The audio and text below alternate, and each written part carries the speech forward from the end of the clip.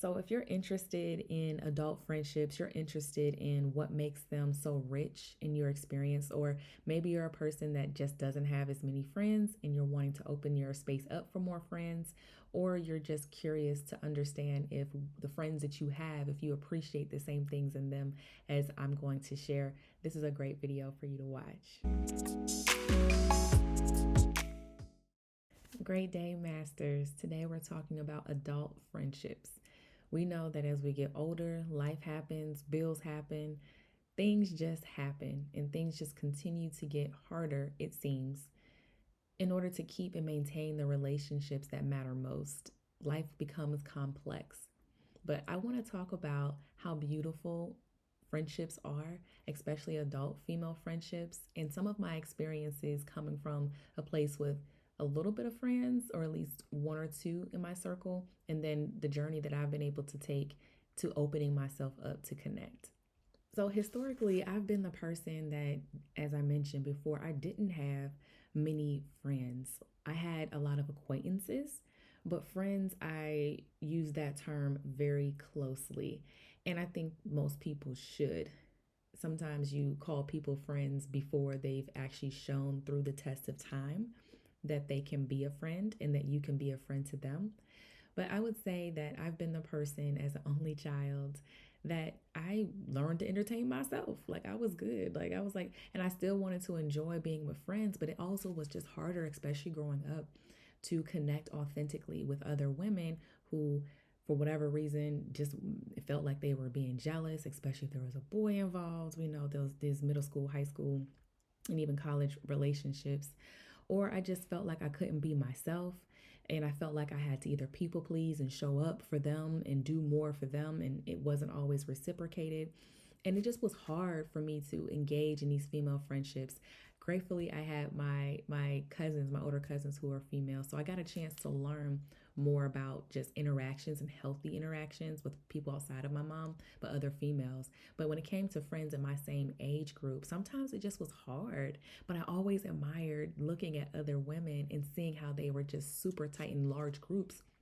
And they were just super tight, super close. And it just felt like, wow, I really want to be a part of that. And so that's a little bit about my story, or at least the background. What I didn't realize was that it was me, a part of it was me keeping myself from having those deep and authentic and rich connections among multiple people, among multiple female friends through the test of time.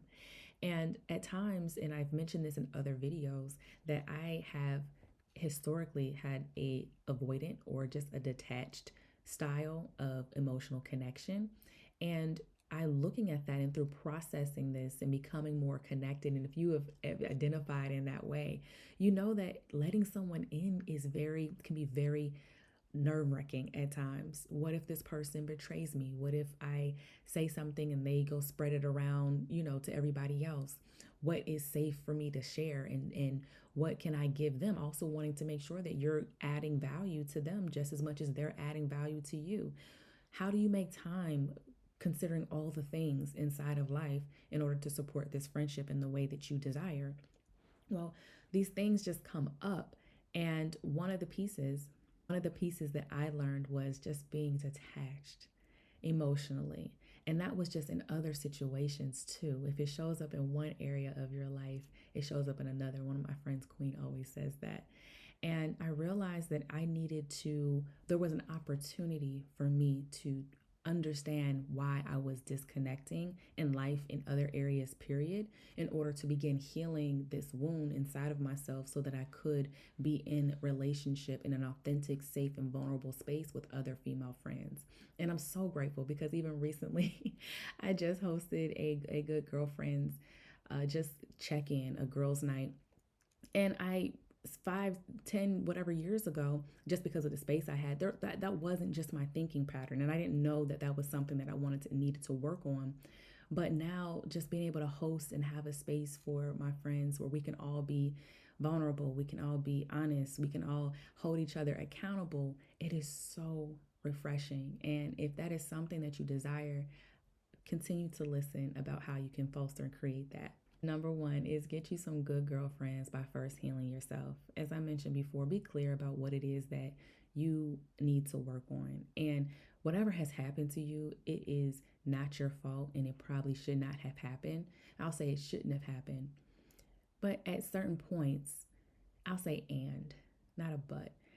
And it is also your responsibility to heal whatever that wound is. If there are things that are coming up in your life, whether it be in your romantic relationship, in your work, in your female friendships or male friendships, and it's a continuous, there's the same thing that's happening, but in different areas of your life, it's an opportunity for you to look at yourself. I have a video on how to process feedback and separate the individual from the lesson. So if you're interested in understanding more about feedback and being confronted in this area, I highly suggest that you watch that video to learn more. But ultimately, you want to heal yourself because who you attract is a reflection of you, your thoughts, your behaviors, and what you feel about yourself. So the first piece is actually to accept and heal yourself. And that's what we're on, a self acceptance journey. So I'd say the first thing in starting is to heal yourself. I'll say the second piece, and more connected to my partner, is says in the Bible that iron sharpens iron. And when you're in a good friendship, good female friendships, your strengths and the things that you have should be sharpening them, and their strengths and the things that they had should be sharpening you. And in the areas where you both are improving, you're able to see each other's blind spots and support one another. But you can't, it's hard for you to sharpen a stick, an iron and a stick. Like they just thought the two materials don't work. So when you think about the fabric and the character of your friendships, right, you can't be friends with everybody. But when you consider their character, are they dedicated to growth? Do you have a similar value system?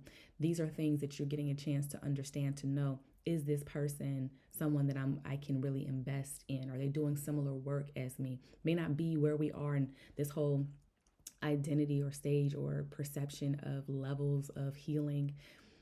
Sure, there may be levels to different things, but at the end of the day, it's the principle of growth. It's the principle of self acceptance. It's the principle of love of yourself and being able to give whatever you give yourself in a great way. You're able to allow and create the environment for other people. So, iron does sharpen iron. It says it in the Bible. It's a principle tried, true, and time tested. One person that does this really, really good is my partner. I mean, he is great. He has amazing friends, and anywhere I go, he typically will just make a friend, like just a regular acquaintance. And then those that he has known for years, he's continuously showing up for them. He is continuously speaking words of positivity and affirmation and think life into them, and desires to have that, and they give the same back to him as well. Another piece is I'm grateful that my friends keep me honest. Here's another Proverbs. It says in Proverbs 27:5-6, the honest words of a friend, though they may initially sting, are intended for good. Wounds, essentially meaning, this is the scripture, wounds from a sincere friend are better than many kisses from an enemy. How many times have you heard or just listened to an interview where people are, who have a lot of significance or a lot of money, and they're just like, I don't really have many friends that are lonely, because so many people are just trying to be next to them and around them because they have money or because of their status, and they don't really have people who are around them for them. Being in a great friendship and you being this friend and having this friend in your life, they're going to be honest with you. And hopefully they deliver in a way that is respectful, kind, and loving. And while being honest about, hey, this is something that I need you to work on. My girlfriends just recently shared some things with me, and I was like, wow, I didn't even realize that this was showing up. And the way that I received it, one, I'm super proud of myself. And the same way that we were able to create that safe space is helping me to grow, it's helping me to become better. It's not bad. It's not, and I think at times in this self acceptance journey, there is a labeling of bad and mistakes and just negativity that reflect the additional criticism that you might have and judgment that you might have of yourself, which then folds into how you treat and see others. But no, hearing that feedback and knowing that it's from love, rooted in love, is the best thing. And it is so refreshing to have. So I really do want to encourage you that to get you some good girlfriends. And maybe you already have some good girlfriends, Double down. Ask them, hey, how am I doing? How am I showing up for you? How can you show up? Here's some things that I need you to do for me and showing up for me. Be intentional. Going into the new year, let's think about ways that we can continue to inspire and solidify and strengthen our good time tested friends, and even if they're new friends, right, people that you've met on the way in your journey and getting better and healed and all this stuff, there are ways that you can foster another and a deeper connection authentically. And always, I'm going to say, pray about it. Pray about it. Sometimes you get into your own way. Sometimes you decide that things are, you're just meant for just one person or two people, and like, I don't have a lot of friends. Like, God created us to be in connection. This doesn't mean that you go and have a whole community of people you call your friends if they're genuinely not your friends. Some of them may be strong acquaintances, and that's fine too. But ultimately, understand and know that you are worth the connection of friendships, especially female friendships, especially in our culture. It exists, it is possible. And I want you to have that because you're worthy of it. If this is a good topic, if you like this, let me know. What are your, in the comments, what are your thoughts about friendships?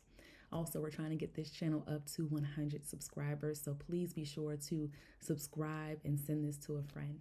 Take care.